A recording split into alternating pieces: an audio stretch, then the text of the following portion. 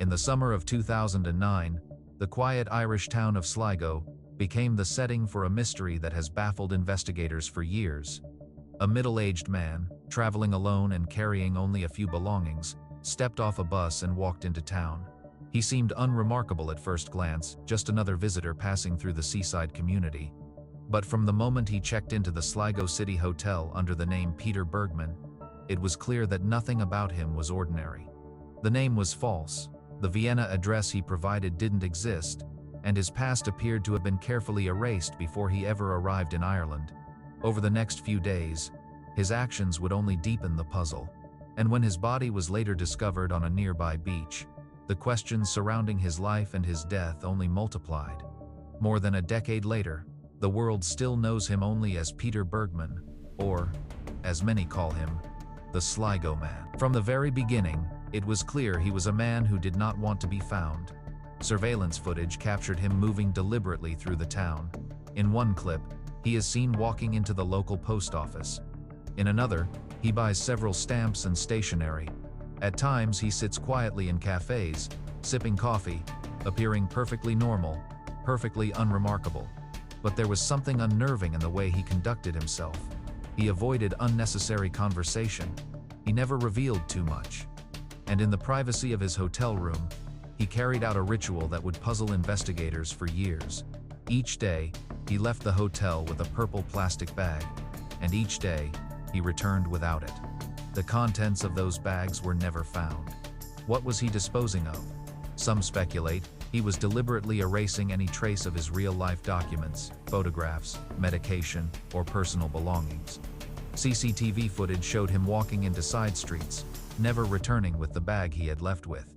It was as if he were systematically dismantling his identity, piece by piece, ensuring that when the time came, the man known as Peter Bergmann would simply vanish into thin air. The staff at the Sligo City Hotel remembered him as polite but distant.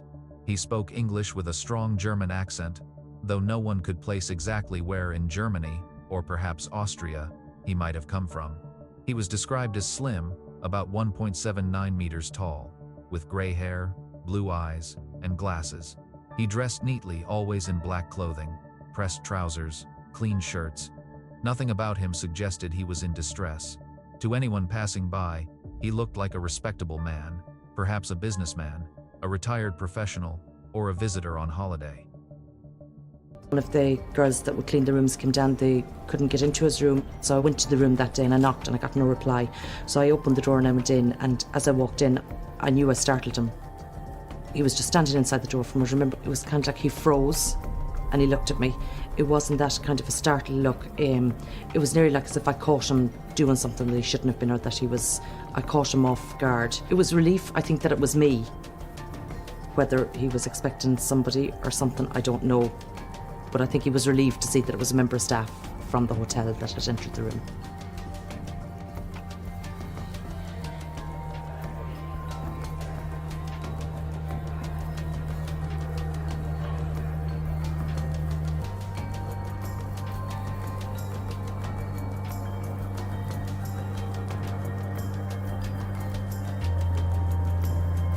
On the 13th of June, 2009, the day before his death, Bergmann was seen on CCTV at the Sligo bus station.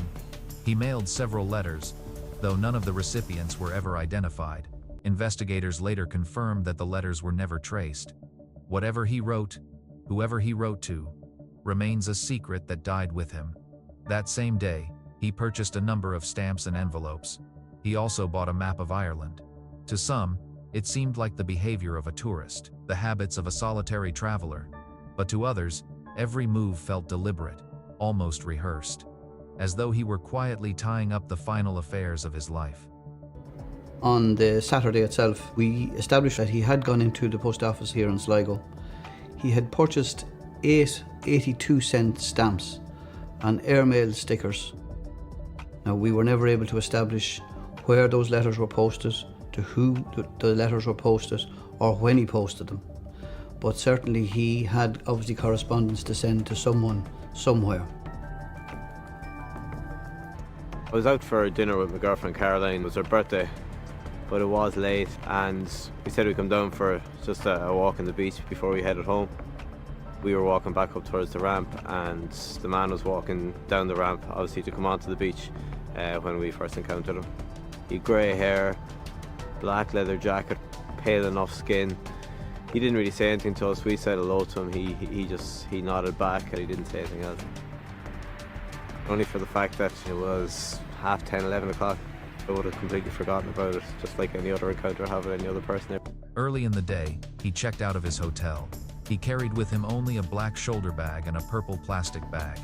Witnesses later recalled seeing him walking through town, heading toward RossesPoint Beach, a scenic and wind-swept stretch of coastline just outside Sligo. At 6:45 a.m., his body was discovered by a man walking his dog. He lay on the sand, fully clothed, with no sign of a struggle. The tide had washed gently around him, but there were no indications of drowning. Nearby, his belongings were neatly arranged: a leather jacket, trousers, a belt, underwear, and his watch. Strangely, his shoes and socks were absent, as if he had intentionally removed them before lying down.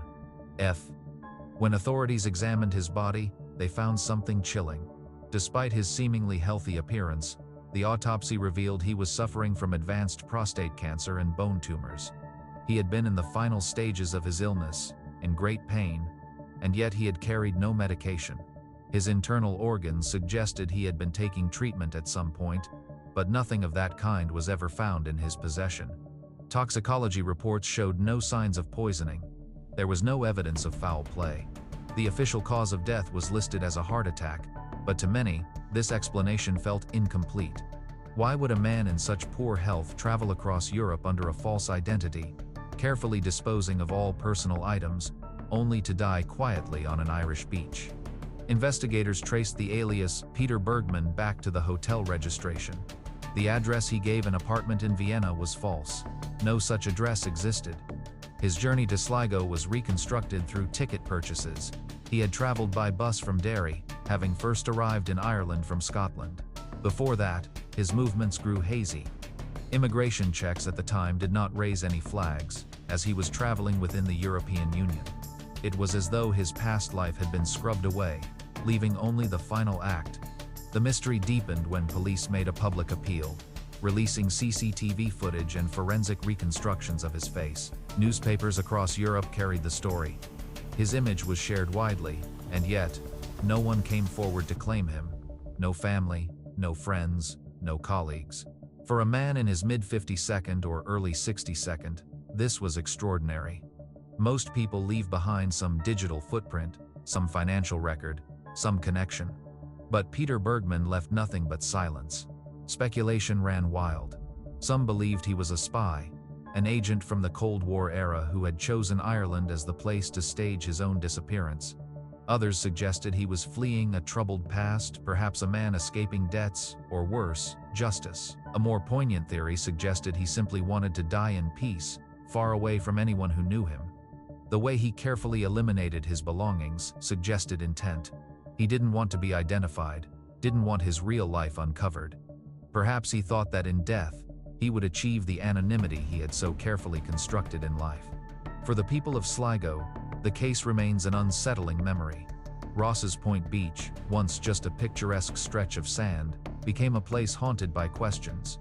Who was the man who walked into their town, stayed in their hotel, drank coffee in their cafes, mailed letters from their post office, and then vanished into death with such precision? Perhaps that was his intent, the mystery itself. To this day, Peter Bergmann's true identity remains unknown. Who was he? Where did he come from? Why Sligo? And why that beach? More than a decade later, all that remains is a false name, a few haunting images, and one of Ireland's most chilling unsolved cases.